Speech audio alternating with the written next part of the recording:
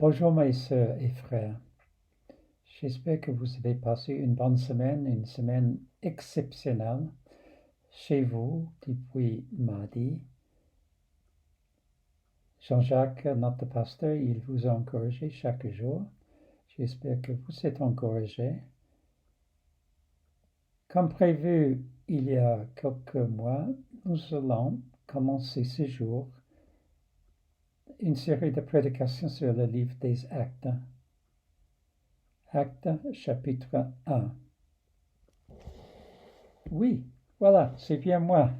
Je me cachais derrière Actes chapitre 1 que je vais traiter avec vous. Et le titre de cette prédication de ce matin, vous serez mes témoins. On va lire Actes chapitre 1. Si vous avez vos Bibles, je vais vous lire les premiers 14 versets du chapitre 1. Cher Théophile, dans mon premier livre, j'ai parlé de tout ce que Jésus a commencé de faire et d'enseigner, jusqu'au jour où il a été enlevé au ciel après avoir donné ses ordres par le Saint-Esprit aux apôtres qu'il avait choisis. Après avoir souffert, il se présenta à eux vivant et leur donna de nombreuses preuves. Pendant 40 jours, il se montra à eux et parla de ce qui concerne le royaume de Dieu.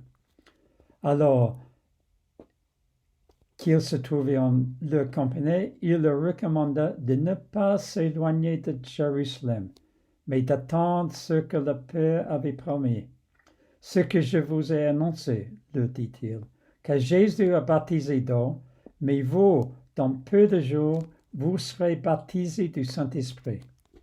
Alors que les apôtres étaient réunis, ils lui demandèrent, « Seigneur, est-ce qu'à ce moment-là que tu rétabliras le royaume pour Israël ?»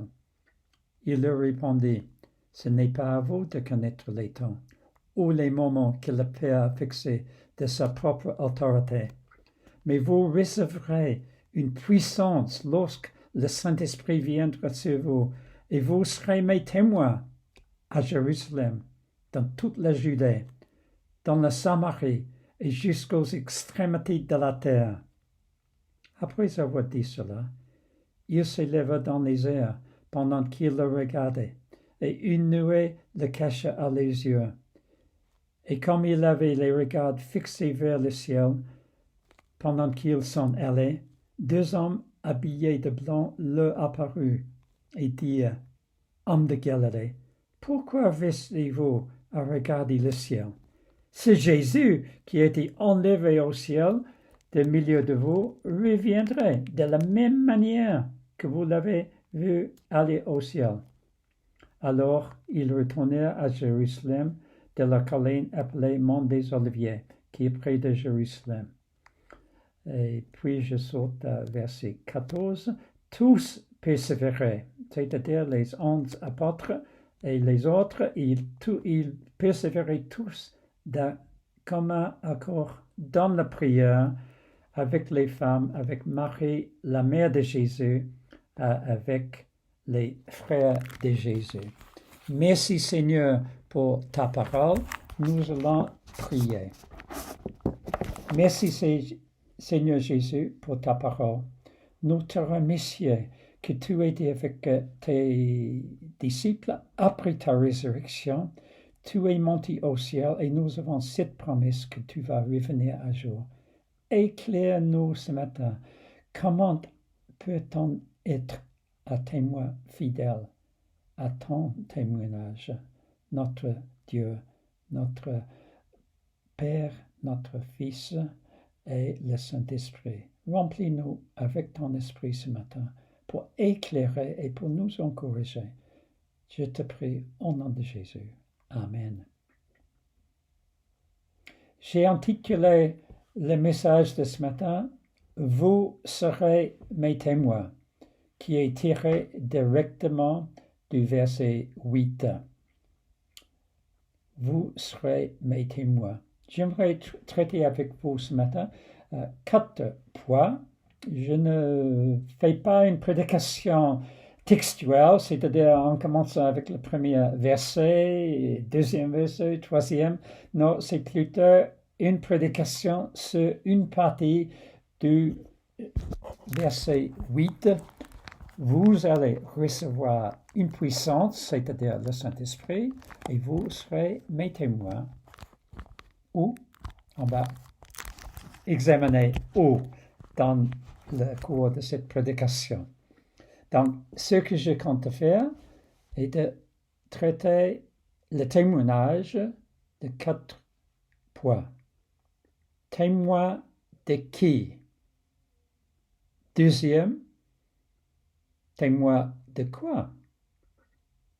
Témoin où? Troisième point. Et le quatrième, témoin, comment peut-on témoigner? Si je vous pose la question, témoin de qui? Vous allez me dire, bien sûr, c'est Jésus, c'est lui. Oui, c'est vrai, parce que dans le verset 8, vous serez mes témoins, vous serez mes témoins. C'est comme Jésus, il aurait pu dire, vous serez les témoins de moi, c'est-à-dire de sa personne, de son œuvre, de sa vie.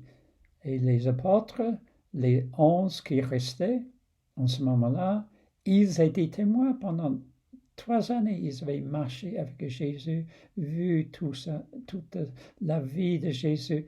Donc, eux, ils étaient témoins, mais le message principal, nous aussi, nous pouvons être les témoins de Jésus. Voilà. Donc, et quand vous pensez de Jésus, qu'est-ce que vous pensez? Si vous lisez les évangiles, par exemple, vous pensez peut-être de la naissance. À Noël, nous pensons de la naissance de Jésus. Il était, comme nous le savons, il est né de la Vierge Marie, qui, elle était enceinte par le Saint-Esprit. Elle vivait avec son mari au fiancé, Joseph, dans des circonstances très humbles. Jésus, il est né dans une étable, comme en fête à Noël, les crèches de Noël. Et peu de temps après, il y avait la commande par le roi Hérode. Il voulait tuer tous les enfants, tous les garçons, au moins de 2 années. Donc, le jeune Jésus, et nous sommes témoins de Jésus, il a fui en Égypte avec ses parents pendant 2 années. On ne sait pas beaucoup de choses concernant Jésus. On sait qu'il était le fils de charpentier, son père Joseph, il était un charpentier. Et c'est Luc qui est l'auteur de l'Acte, les Actes des Apôtres, ce livre que nous allons étudier ensemble, prêcher jusqu'au mois de septembre ou même octobre de cette année. Luc est l'auteur et il est également l'auteur d'un premier volume concernant Jésus. Et dans Luc chapitre 2, c'est uniquement Luc l'évangéliste qui nous donne quelques détails de sa jeunesse. Et Jésus, à 12 ans, il était dans le temple. Et on sait que pendant ce moment-là, il était en train de discuter, écouter les chefs religieux de l'époque. Et il interrogeait ces personnes aussi, ils étaient stupéfaits avec son intelligence. Donc déjà, pendant son enfance, Jésus était un homme formidable.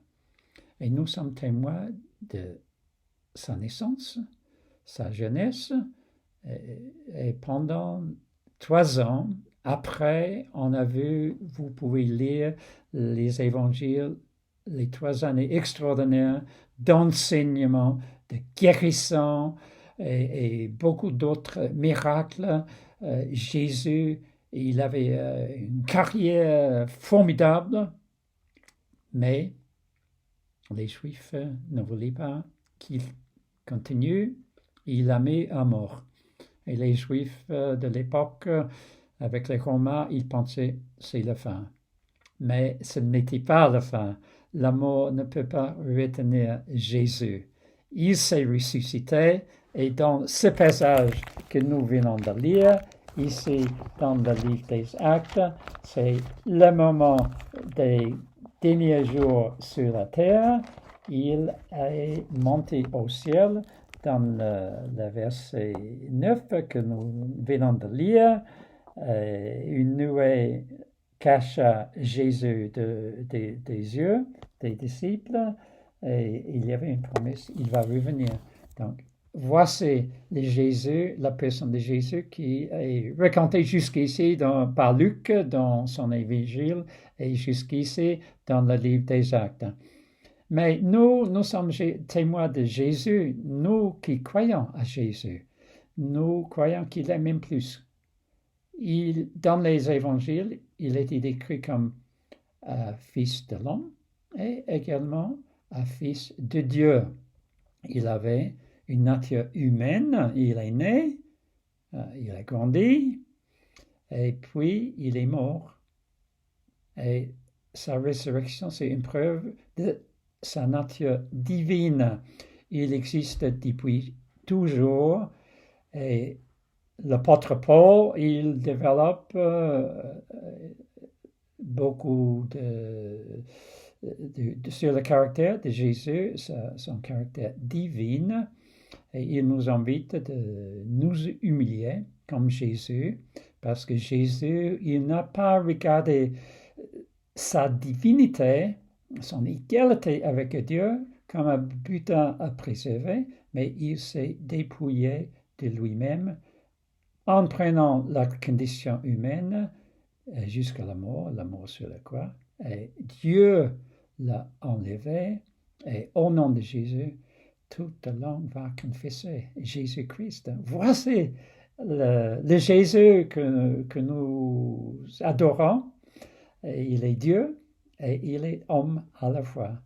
Et l'apôtre Paul, il décrit Jésus aussi, il est le seul intermédiaire entre les hommes et Dieu. En fait, c'est plus qu'un intermédiaire parce que vu qu'il avait la nature divine et la nature humaine, moi, en tant qu'homme, comment je peux atteindre Dieu? C'est grâce à Jésus parce qu'il est mort pour moi. Il a pris mes péchés qui me séparent de Dieu et il a donné une nouvelle vie.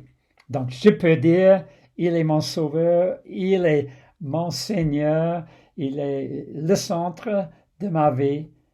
Et j'espère que vous aussi, vous pouvez dire que Jésus, il est votre vie, il est la source de votre vie. Donc voilà, il nous donne une base pour vivre. Il est sauveur, il est Seigneur, il est souverain, il est roi, ce que nous chantons fréquemment. Donc voilà, nous sommes témoins de Jésus-Christ. Passons à la deuxième question qui est liée. Témoin de qui? Témoin, deuxième question, témoin de quoi? De quoi sommes-nous les témoins?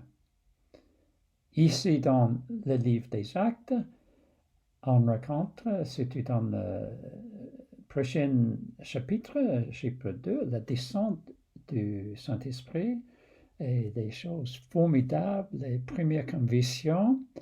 Et Pierre était inspiré par le Saint-Esprit en Acte 2, le verset 32. Il a dit que c'est Jésus que Dieu a ressuscité. Nous en sommes tous témoins. Et c'était vrai. Le jour de la Pentecôte, Acte chapitre 2, il y avait des manifestations formidables du Esprit Saint. Et l'apôtre Paul, il était inspiré par le Saint-Esprit pour dire nous sommes témoins de sa résurrection. Et sa résurrection donne une nouvelle vie. Et c'est pas juste une histoire dans Acte chapitre 2. C'est notre histoire aussi. Et c'est l'histoire que nous avons vue la dernière fois que nous sommes réunis à Épée, à l'Ekeva, dans le bâtiment de l'église. C'était un jour de baptême. Il y avait Christophe et Jean-Pierre qui se sont baptisés par eau. Et le baptême présentait la nouvelle vie. Je laisse derrière moi l'ancienne vie. Grâce à Jésus, je passe à une nouvelle vie. Et nous sommes témoins de la résurrection de Jésus. Nous sommes également, comme les premières fois, nous sommes témoins de son retour dans le verset 11 que nous venons de lire. C'est Jésus qui a été enlevé du ciel au milieu de vous, reviendra de la même manière que vous avez vu aller au ciel. Là, c'est une promesse, là, c'est une source de notre espérance. Jésus, il est monté au ciel, il nous a donné le Saint-Esprit et il va revenir un jour. Nous avons une certitude à cause de cela. Merci Jésus, tu nous donnes cette certitude. Cette semaine est pleine d'incertitudes, mais nous avons une espérance, d'une part dans la résurrection et d'autre part dans le retour de Jésus. Et tout ça, ça vient de la grâce de Dieu, de son amour. Et là aussi, là c'est une source de témoignage pour nous qui croyons. Si nous croyons à Jésus-Christ, nous croyons qu'il est vraiment le message, le centre du message chrétien. Notamment, Jean 3,16, un verset que vous connaissez tous, Dieu a tant aimé le monde qu'il a donné son Fils unique, Jésus-Christ, pour chacun de nous, afin que personne ne périsse, mais nous ayons tous la vie éternelle en Jésus-Christ. Et cette promesse, l'origine de laquelle est l'amour de Dieu, nous sommes témoins de l'amour de Dieu.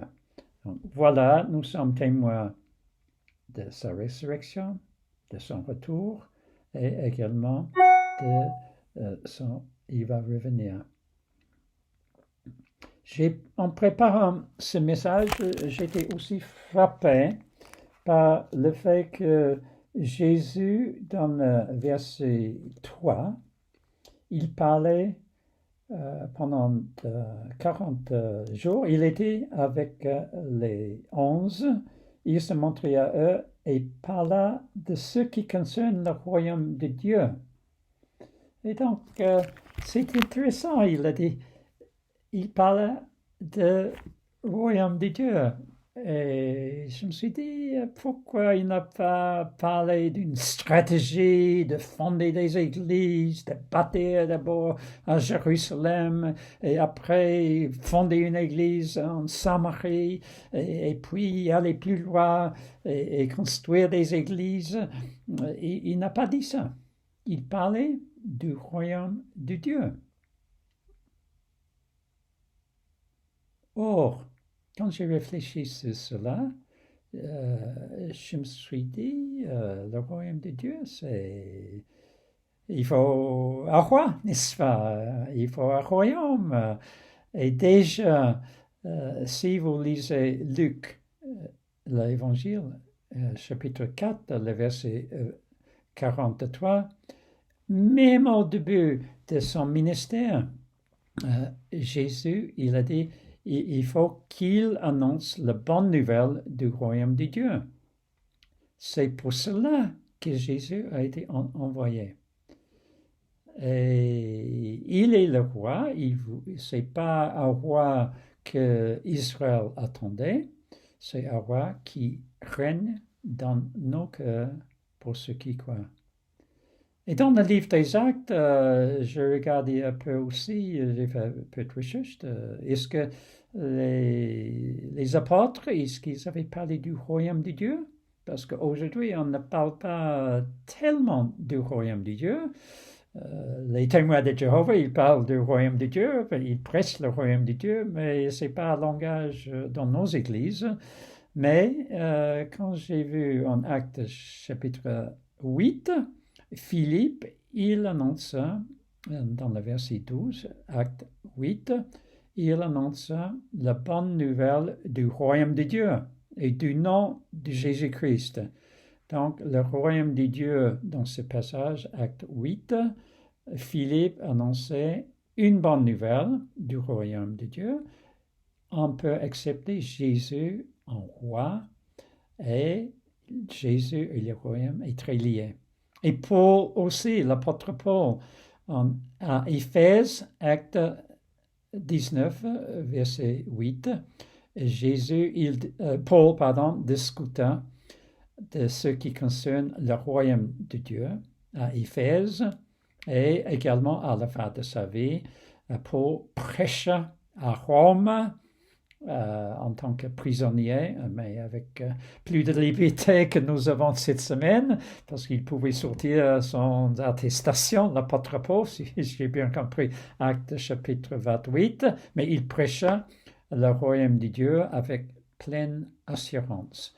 Et donc, nous aussi, nous sommes témoins du fait que Jésus, il est le roi, et il y a un royaume, Jésus est le roi, et nous sommes des membres de son royaume. Et là aussi, ça peut être une partie de notre témoignage. Parce que Dieu veut que nous annoncions le royaume de Dieu. Et pour cela, c'est pas comme un royaume avec des soldats, avec les forces de sécurité pour mettre en place les restrictions, assurer qu'il y a des restrictions comme maintenant on vit en France, n'est-ce pas? Il ne faut pas sortir sous peine d'une sanction. Mais le royaume de Dieu que nous vivons, c'est une nouvelle vie en Jésus-Christ. Nous sommes crucifiés avec Christ et nous avons une nouvelle vie en Jésus-Christ. Nous prêchons, nous partageons, nous témoignons de ce message comme l'apôtre Pierre le jour de la Pentecôte, en Acte chapitre 2, le verset 38, il y avait beaucoup de monde qui était frappé par la prédication de Pierre, et ils ont demandé, que ferons-nous? Et Pierre, il a répondu, répondez, et que chacun de vous soit baptisé au nom de Jésus-Christ pour le pardon de vos péchés, et vous recevrez le don du Saint-Esprit. Donc là, c'est le royaume de Dieu. La repentance, le baptême, le pardon des péchés et le don du Saint-Esprit. Et c'est ce que Dieu veut que nous annoncions en témoignage, parce que plus tard dans Actes chapitre 4, les apôtres, ils ont dit, il n'y a pas de salut en aucun autre nom que Jésus. C'est par Jésus que nous sommes sauvés. Et là, c'est ce que nous, dans notre témoignage, nous parlons du salut, de la réconciliation avec Dieu, la paix que nous avons grâce à Jésus. Donc voilà, pour quoi nous témoignons, c'est l'amour de Dieu, la résurrection, la nouvelle vie, le salut. Passons maintenant au troisième point, témoin où? Dans le verset 8 du premier chapitre, vous serez mes témoins à Jérusalem, en Judée, en Samarie et jusqu'à les extrémités de la terre.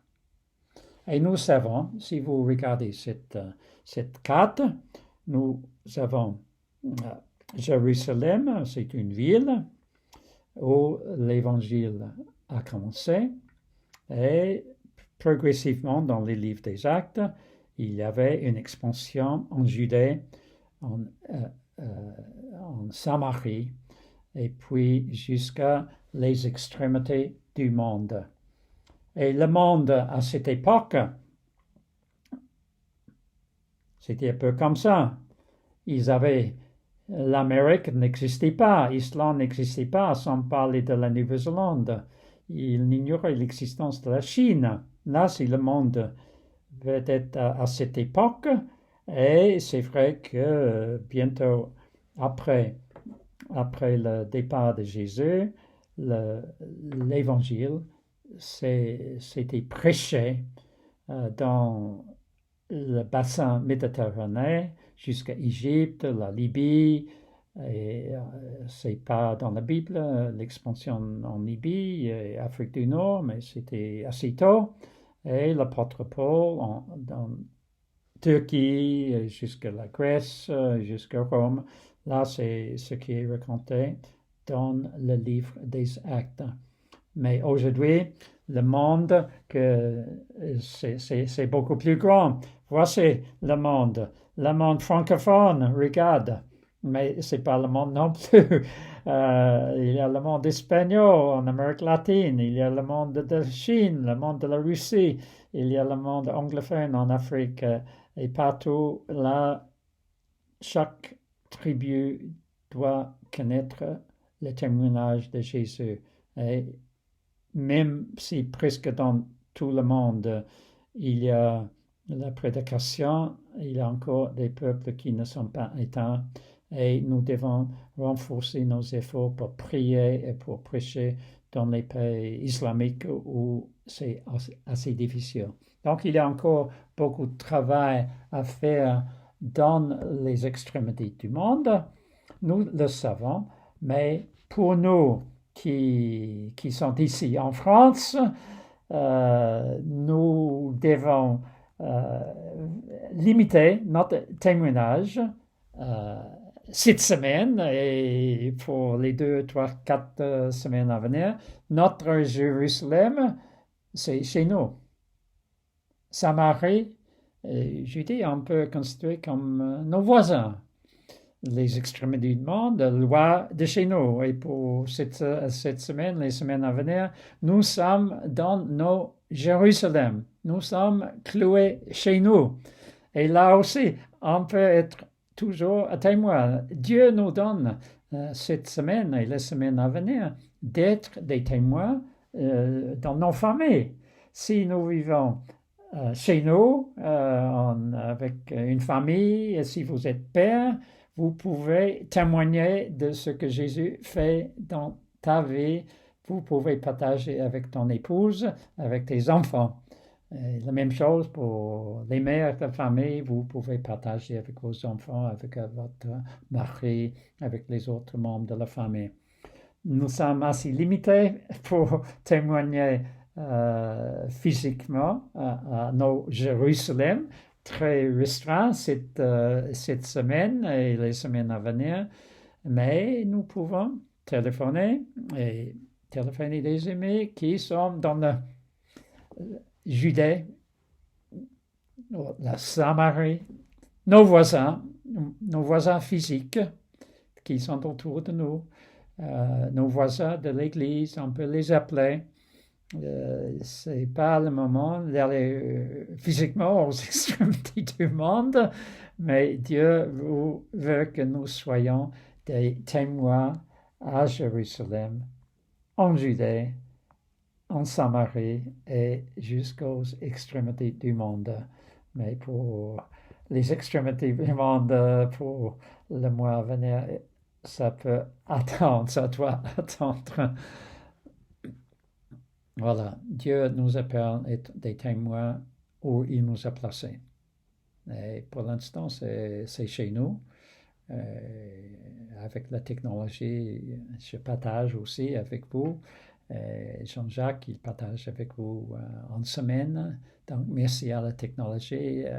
Nous pouvons aller un peu au-delà de Jérusalem, au moins en Samarie et en Judée. Gloire à Dieu. Quatrième point, témoin comment. Et je vais juste souligner quelques versets que nous avons lus tout à l'heure. Dans le quatrième verset, Jésus, quand il parlait de ne pas s'éloigner de Jérusalem, mais d'attendre ce que le Père avait promis, c'est-à-dire le Saint-Esprit. Et j'aimerais partager avec vous cette idée d'attente. Avant le témoignage, parfois, il faut attendre. Il y a un moment, une place pour partager. On peut partager, témoigner en parole ou en acte. Et le Seigneur, comme ici, a demandé les disciples d'attendre.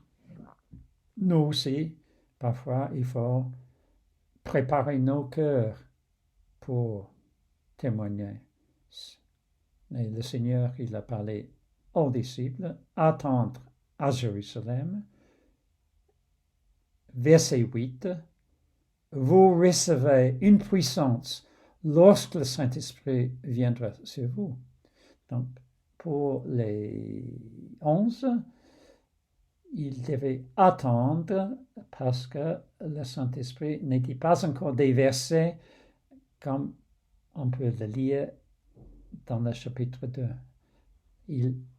Et pour nous aussi, on peut témoigner avec l'aide du Saint-Esprit. Il faut témoigner avec l'aide du Saint-Esprit, mais parfois nos cœurs ne sont pas prêts. Il faut revenir à Dieu pour se préparer, pour que l'Esprit Saint soit vraiment le moteur.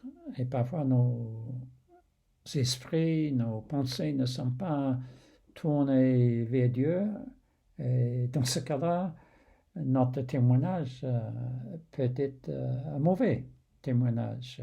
Et Dieu ne veut pas que les chrétiens aient un mauvais témoignage. Donc il faut attendre, premier point. Deuxième point, le comment, l'Esprit Saint. L'Esprit Saint a été déversé dans nos vies si nous croyons que Jésus-Christ est notre Sauveur. L'Esprit Saint habite dans nos esprits et qui nous motive de parler de Jésus. Et le plus qu'on aime Jésus, le Saint-Esprit, il va au moment propice nous donner les paroles nécessaires pour témoigner de Jésus. Donc là, jusqu'ici, il y a attente, Esprit Saint. Et la troisième chose que j'aimerais tirer de ce passage, Acte chapitre 1, se trouve dans le 14e verset. Tous persévéraient d'un commun accord. Donc, la prière. Ils priaient ensemble, ils attendaient. Et la prière n'était pas une prière individuelle non plus. Peut-être dans leur vie individuelle, les 11 et les autres personnes, les femmes présentes, nommées dans le verset 14, peut-être ils avaient une vie de prière individuelle, mais on lit, ils sont montés dans la chambre haute, dans une attitude d'attente, et ils ont prié, ils ont persévéré dans la prière. Et là aussi, c'est un appel pour préparer notre témoignage pour cette semaine qui va venir et les semaines après. Prier en communauté. Mais si nous sommes à la maison, nous avons, pour ceux qui sont mariés, nos époux, nos épouses, nos enfants, passer plus de temps ensemble dans la prière. Et là, on peut mieux témoigner par la suite. Voilà comment il faut être un témoin. Attendre, première chose. Saint-Esprit demande d'être rempli avec le Saint-Esprit. Et la troisième chose, la prière. Et vous pouvez témoigner de ce que Jésus a fait dans votre vie, ce qu'il fait dans votre vie à l'heure actuelle et ce qu'il fera dans l'avenir. Nous avons cette confiance. C'est pas la peine de toujours témoigner de ce que Jésus a fait dans le passé. Ça peut aider. Le jour du baptême de Christophe et Jean-Pierre, je vous ai témoigné de ce que s'est passé dans ma vie en 1984, comme moi aussi, je me suis fait baptiser dans une église à Paris. Donc, ça peut être utile, mais notre témoignage est plus valable, si vous voulez, si on témoigne de ce que Jésus fait dans notre vie de ce jour et de demain. Nous avons la confiance que Jésus, il va agir dans nos vies. Partager avec Jean-Jacques, avec les dispositions électroniques que nous avons mis en ligne, si vous avez reçu une parole du Seigneur, un encouragement à sujet de prière, ce que Dieu est en train de faire dans votre vie, qui est, après tout, c'est une nouvelle vie. Nous avons une nouvelle vie. Là, c'est la base de notre témoignage chrétien. J'ai un sens de la vie. Pour moi, ce qui est important, le sens de la vie et une espérance de la vie. Pour moi, c'est très important. Mais peut-être pour d'autres, ils ont, je ne dis pas que je n'ai pas d'amour pour Dieu, mais peut-être pour d'autres, l'amour de Dieu est la chose principale. Pour d'autres, c'est une guérison physique, une guérison de la manière de penser, qui est le point principal du témoignage. Chacun de nous sommes différents, nos parcours avec le Seigneur est différent les uns les autres, mais il faut en parler de ce que le Seigneur a fait dans nos vies, ce qu'il fait maintenant et avec foi ce qu'il va faire dans l'avenir. Et pour cela, nous sommes équipés. Et merci à ce passage, le verset 8, vous serez mes témoins. Pourquoi? Parce que vous recevrez le Saint-Esprit. Nous avons un esprit qui a changé nos esprits. Donc voilà, juste alors pour terminer, pendant ce temps de coronavirus où nous sommes cloués chez nous, témoigner sans peur, même chez nous, on peut continuer à témoigner auprès de notre famille, auprès de nos voisins, partager les versets qui vous sont chers, comme on peut partager sans peur, parce que nous n'avons pas reçu un esprit de timidité que Dieu, non, nous avons reçu un esprit de force, un esprit d'amour, un esprit de sagesse. Il faut ces trois choses, la force de continuer, d'avoir cette espérance, l'amour, la connaissance plus profonde de l'amour de Dieu. Merci Seigneur que tu nous donnes d'approfondir notre connaissance et tu nous donnes la sagesse. Maintenant, il n'y a plus de choix de sortir de nos maisons sans attestation. Mais le Dieu nous donne, prions que le Dieu nous donne la sagesse d'utiliser notre temps parce que Dieu, il a réduit l'amour à l'impuissance. Et là, pour un chrétien, c'est important, mais il veut que nous soyons aussi en ce moment compatissants. Parce que chaque jour, on lit le nombre des morts, des personnes qui meurent en France, en Espagne, en Italie. C'est une situation grave. Mais dans la mesure où nous connaissons des familles qui souffrent de ce virus, on peut prier pour les familles. Il faut avoir la sagesse aussi de téléphoner ou ne pas téléphoner parce qu'ils sont débordés. On ne peut pas les visiter souvent dans les hôpitaux, ils sont débordés. Donc il faut être sage, rester dans la prière. Ce que nous pouvons faire, faites cela, mais ce que nous pouvons pas faire, c'est pas la peine de se presser.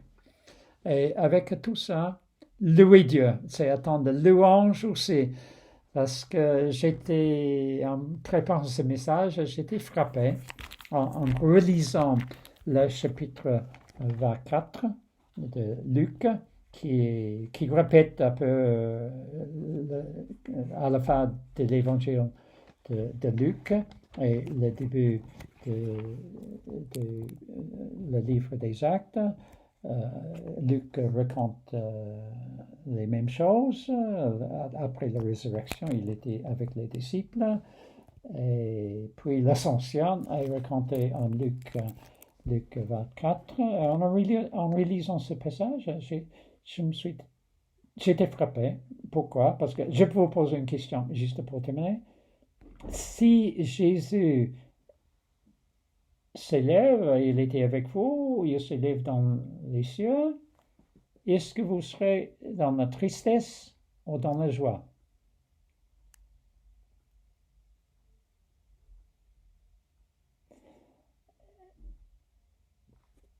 Dans les actes, il avait un ange qui leur assurait que Jésus va revenir. Et en lisant l'histoire dans les derniers 3 versets de Luc, et je lis les versets 50 à 53 pour terminer ce message. Il les conduisait jusqu'à Béthanie, puis il leva les mains et les bénit. Pendant qu'il les bénissait, il les quitta et fut enlevé au ciel. Quant à eux, c'est-à-dire les disciples, après l'avoir adoré, Jésus, il était digne de louange parce qu'ils avaient reconnu qu'il était de cette nature divine. Ils retournèrent à Jérusalem remplis d'une grande joie. Ils n'ont pas retourné remplis d'une grande tristesse. Ils ont rempli d'une grande joie. Et ils étaient constamment dans le temple, louant et bénissant Dieu. Donc, je prie pour cette semaine que vous aussi, vous serez dans la prière, dans le témoignage en louant Dieu. Prions ensemble pour terminer. Seigneur, notre Dieu, nous te remercions pour ces événements racontés en Actes chapitre 1. Nous te remercions pour l'Esprit Saint qui était déversé sur chacun de nous qui croyons en Jésus-Christ. Nous te remercions que nous pouvons être les témoins, même pendant cette période difficile en France, en Europe, dans le monde, Seigneur, nous pouvons s'appuyer sur toi. Merci que nous pouvons témoigner avec nos familles. Merci pour ce temps privilégié que nous pouvons avoir en écoutant ta parole pour améliorer notre témoignage dans l'avenir. Merci que tu nous donnes du temps pour prier Merci que tu nous donnes du temps pour louer toi parce que tu es digne de louange. Même Jésus, si tu es monté au ciel, tu es auprès de ton Père, notre Père, à sa droite, et tu as laissé le Saint-Esprit d'habiter dans notre mission. Que, Seigneur, que nous bénéficions cette semaine de s'approcher à toi, afin que nous puissions avoir une vie plus profonde avec toi, dans la joie du Saint-Esprit et pas dans la tristesse. Merci Jésus pour ce que tu es. Bénis chacune de notre assemblée, Seigneur. Bénis chacun, que nous restons attachés à toi cette semaine. Je te prie. Au nom de Jésus-Christ. Que Dieu vous bénisse, frères et sœurs. Bonne semaine. Et Jean-Jacques, il va continuer la semaine prochaine avec un message basé sur le 2e chapitre du livre des Actes. Au revoir.